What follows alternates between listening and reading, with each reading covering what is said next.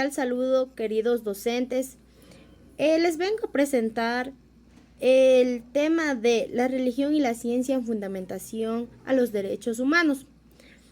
Entonces, la religión y la ciencia tiene dos perspectivas, en las cuales la religión proporciona una base moral y ética a los derechos humanos a través de valores universales compartidos por diferentes tradiciones religiosas.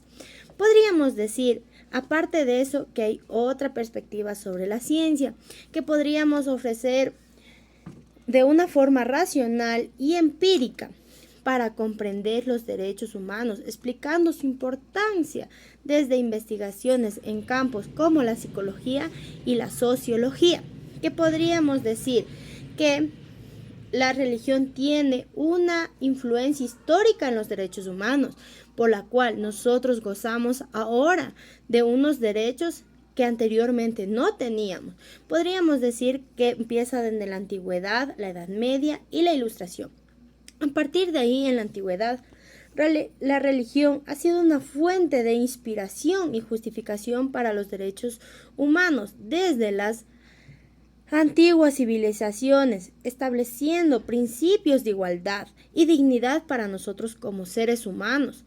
A partir de ahí está la Edad Media. En la Edad Media, la religión cristiana influyó en la consolidación de derechos como la libertad de culto y la prohibición de la tortura, marcando el cambio hacia los derechos humanos modernos, porque anteriormente, como mujeres, no teníamos ese derecho, tan solo de decir que no teníamos derecho a opinar, peormente a estudiar, como decir el derecho era solo para hombres.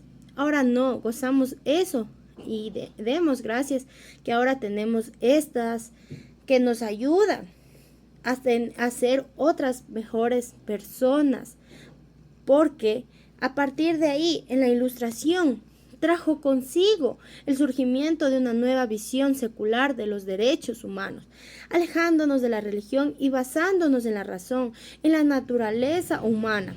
Entonces, ¿cómo podríamos decir que en la ciencia y su contribución a la fundamentación de los derechos humanos hay tres ramas?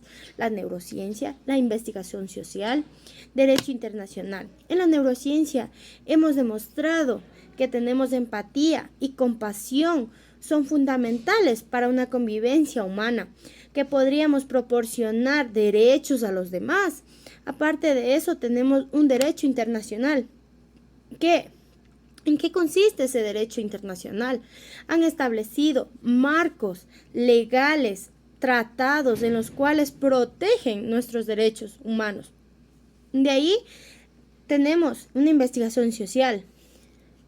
Entonces, hemos revelado la importancia de una justicia social, igualdad para vivir en equidad y, aparte de eso, ser inclusivos, en los cuales nosotros incluimos a todos los demás y no alejamos a nadie. Entonces, podríamos decir que ahora tenemos un diálogo en la cual ahora puede haber interacciones entre religión y ciencia. En la concepción de los derechos humanos hay un diálogo interreligioso y armonía entre fe y ciencia. Entonces podríamos decir ahora que hay diferentes debates actuales sobre religión y ciencia de los derechos humanos. Algunos de ellos podríamos hablar sobre tres temas de debates en los cuales hay secularismo versus teocracia o biotecnología versus ética. Aparte de eso, hay la evolución versus el creacionismo. Entonces, ¿qué podríamos decir nosotros? Que tenemos que tener ética, valores religiosos, analizar científicamente y tenemos que tener datos empíricos. Aparte, colaborar y respetarnos mutuamente para así hacer un bien.